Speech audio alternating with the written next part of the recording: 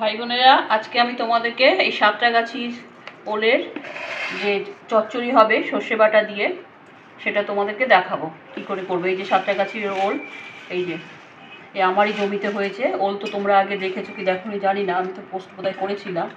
ওলও হয় 5-7 কিলো ওজনের। আর এই যে ডাঁটিটা কাটা হয়ে গেছে, ছাল ওঠানো হয়ে গেছে, টুকরো টুকরো করবো। আর এই যে কচি পাতা, একদম কচি পাতা। এই ওলটা কেটে নিয়েছি বলে ডাঁটিটা একজন বললো আর ওলটা হবে না। তো যাই হোক না হোক, একবার অন্তত ডাঁটি করি। ফার্স্ট টাইমই করছি, উনি আমাকে খাইয়েছেন, ভালো লেগেছে। তো আমি ফার্স্ট টাইম আমিও দেখি করে খাই। বাড়িতে ওলটা হোক না হোক, আরও ওল আছে, আরও 2-4টে আছে। ঠিক আছে, এই যে পাতা, কচি পাতা। ঠিক আছে, করি। এই ডাঁটি কেটে সেদ্ধ করি, তারপরে দেখাবো। সাঁতরাগাছির ওল এ তো সেদ্ধ করে রেখেছি, জল ঝরিয়ে রেখেছি। জল আছে একটু, তবু কাজে লাগবে। আর এই যে কালো জিরে ফোড়ন দিচ্ছি সামান্য, আর কিছুই না, 2টো লঙ্কা, শুকনো লঙ্কা। ঠিক আছে, চিড়ে দিলাম। এবার এটাতে কারেন্ট নেই, 2 ঘন্টা ধরে বৃষ্টি হলো আর বাজ পড়লো। এবার এই সেদ্ধ সাঁতরাগাছির ওল এতে দিয়ে দেবো। ভয় পাচ্ছে, আমিও ভয় পাচ্ছি, শীত কাটছে বলে।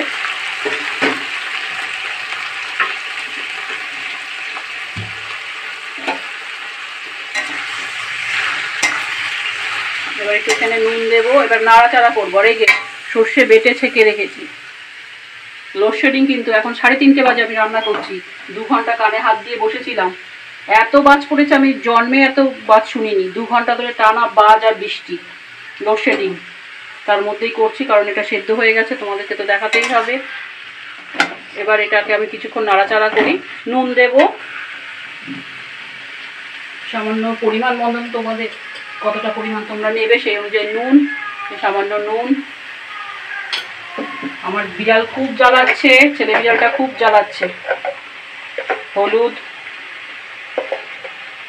আমি এটা দিয়ে এখন নাড়াচাড়া করি। ঠিক আছে, পরে দেখাবো। সর্ষেটা যখন আবার দেবো তখন দেবো। সর্ষে কিন্তু ছেঁকে রেখেছি, তোমরা ছেঁকে নেবে। সর্ষে বেটে তারপর ছেঁকে নেবে, একদম সাদা। এগুলো ওই গুজগুড়ি। এই 15 মিনিট ধরে প্রায় সেদ্ধ হলো, ঢেকে দিয়ে সেদ্ধ করলাম। এই যে সেদ্ধ হয়ে গেছে। এবার আমি সর্ষে বাটাটা দিয়ে দেবো। ঠিক আছে, এবার সর্ষে বাটাটা দিয়ে দেবো। এটা কিন্তু অবশ্যই ছেঁকে নেবে সর্ষে বাটা। এবার আবার একটু সেদ্ধ হবে সর্ষে বাটাতে। আর আমি শুধু একটু সর্ষে বাটার সাথে আমি লঙ্কা বেটেছি, কিন্তু তবু আমি একটু গুঁড়ো লঙ্কা দিয়ে দিচ্ছি। ঠিক আছে, আমি লঙ্কা বেটে দিয়েছি, কারণ যেহেতু ছেঁকে নিয়েছি তো লঙ্কা ওর ওখানে অনেকটা চলে গেছে। 3টে লঙ্কা বাটা হয়েছিল, তাই একটু শুকনো লঙ্কা গুঁড়ো দিয়ে দিলাম। আর একটু হলুদ দেবো, ব্যাস। আর জিরে টিরে কিচ্ছু দেবে না, জিরে মিরে কিচ্ছু করবে না। হলুদও আমায় ঢালতে হবে, যেটুকু আছে দিয়ে দিই। বেশি পড়ে গেল বলে।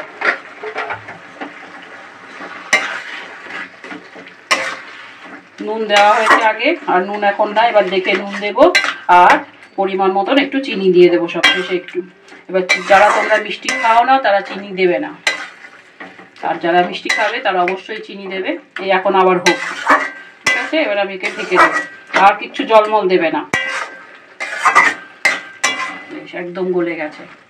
এটা কিন্তু সাঁতরাগাছির ওল, এই বাজারে কিনতে পাবে না মনে হয় না, যাই না কিনতে পাবে কিনা। আমার নিজের বাড়িতে হয়েছে তাই। ব্যাস, এবার ভাবি ঢেকে দিই। আমি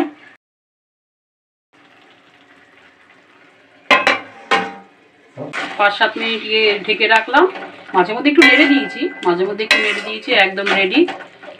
জল টেনে নিয়েছে, আর কিছু না। এটা হচ্ছে সাঁতরাগাছির ওলের ডাঁটা, কচি ওল। এই কচি ডাঁটা, একদম কচি ডাঁটা।